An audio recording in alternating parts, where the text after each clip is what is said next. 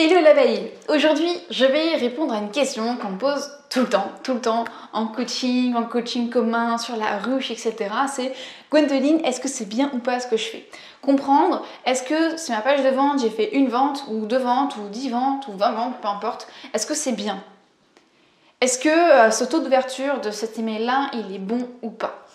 On va y répondre dans cette vidéo en détail, en tout cas je vais faire de mon mieux.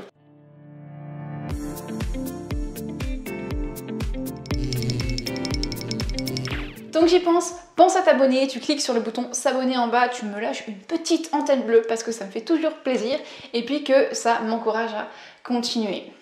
Reprenons. Tu as peut-être créé une page de vente, une page de capture et tu es déçu des résultats ou tu sais pas vraiment évaluer si ce que tu as fait c'est bien ou pas.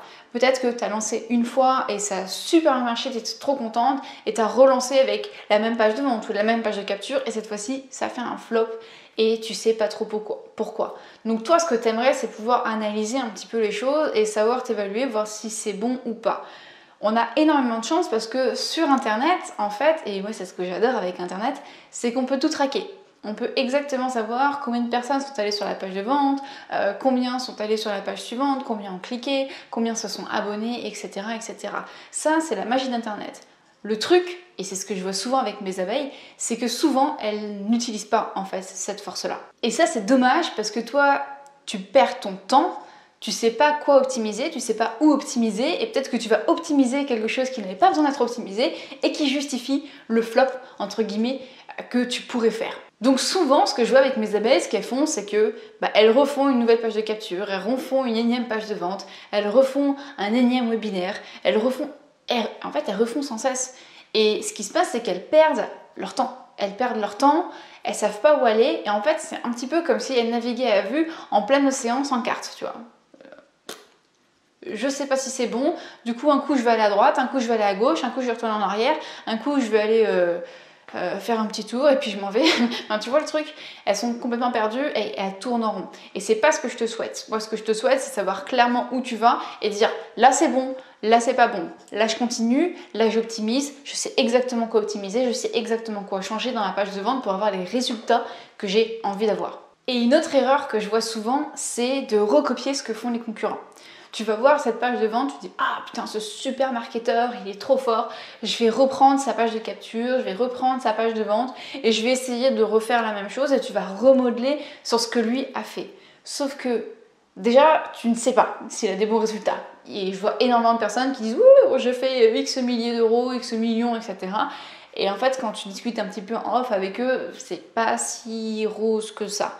Donc c'est pas parce que quelqu'un dit qu'il réussit c'est pas parce que cette page de vente a l'air bien et pour toi elle est super jolie donc c'est super bien qu'elle va convertir. Et en plus ce qu'il faut savoir c'est qu'une page de vente, une page de capture, tout est là dans un contexte.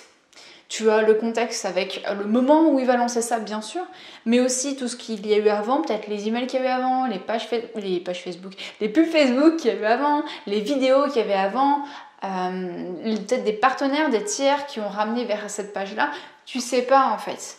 Et si tu reprends juste un élément sans tout le contexte qu'il y a autour, et le contexte qui est adapté bien sûr non seulement au produit mais aussi à l'avatar, à la cible, aux personnes qui vont voir ça et à toi, à ce que toi tu représentes, ça va pas donner le même résultat.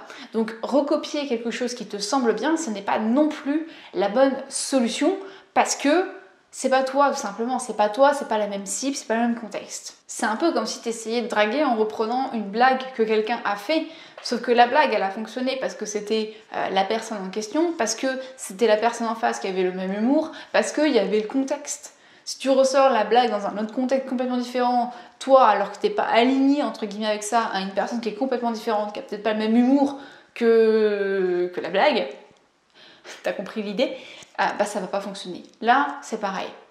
Donc, ce que tu dois faire, plutôt que de te poser la question c'est quoi un beau taux d'ouverture, c'est quoi un beau taux de conversion, je vais te donner quelques chiffres bien sûr, parce que je sais que c'est ça que tu attends, c'est de savoir justement lire les statistiques. Je sais, c'est pas super sexy, lire un petit peu les statistiques de ce que tu fais toi.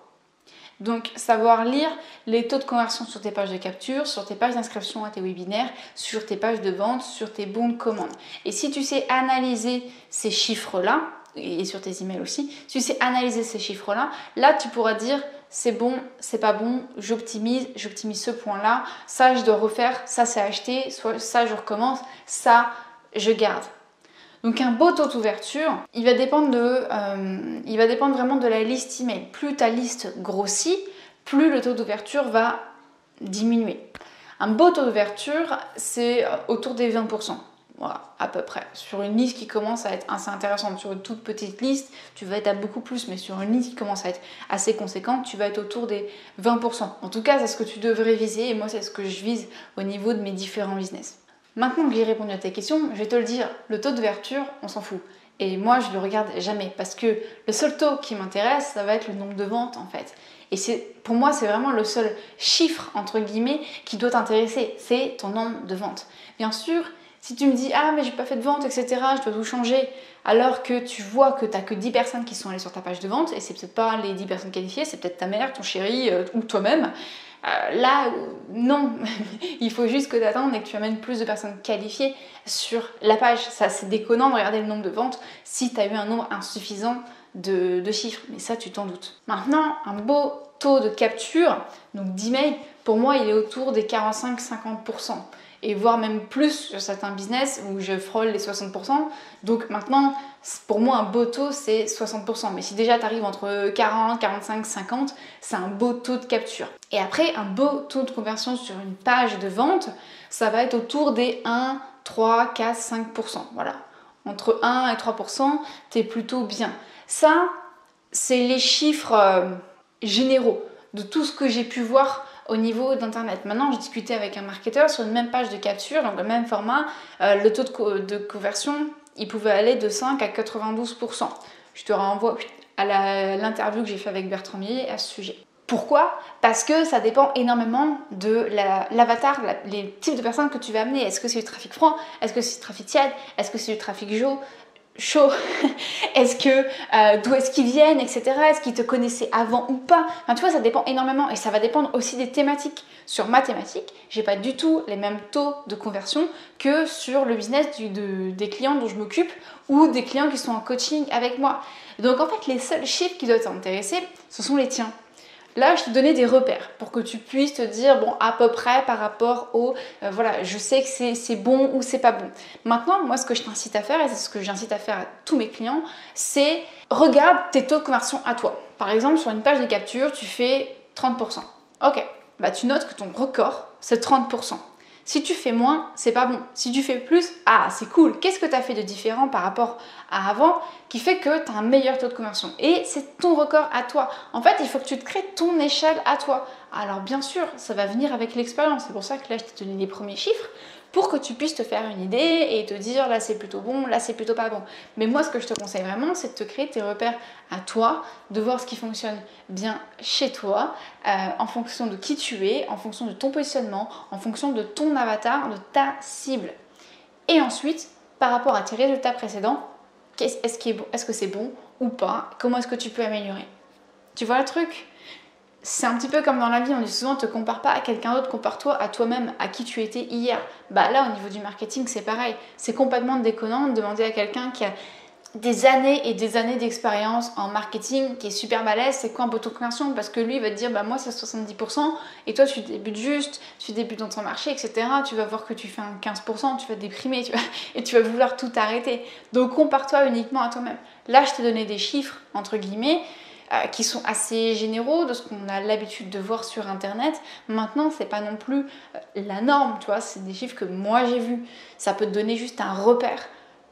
Et maintenant, à toi de comparer ces repères-là avec ce que tu as l'habitude de faire et voir comment est-ce que tu peux faire en sorte de te battre entre guillemets toi-même. Voilà, j'espère que ça t'a plu. Pense à laisser une antenne bleue si ça t'a plu, comme ça me donnera un petit indicateur à moi, un petit KPI à moi. Et puis, si tu aimes ce genre de pépites, tu peux t'inscrire aux pépites quotidiennes que j'envoie tous les jours, du lundi au vendredi, parfois le samedi, à mes abeilles. Et dans chacune de ces pépites, j'essaie de donner un maximum de valeur, comme à mon habitude, pour t'aider, toi, à exploser au niveau de ton business. Allez, je te dis à très très vite dans une prochaine vidéo. Bisous!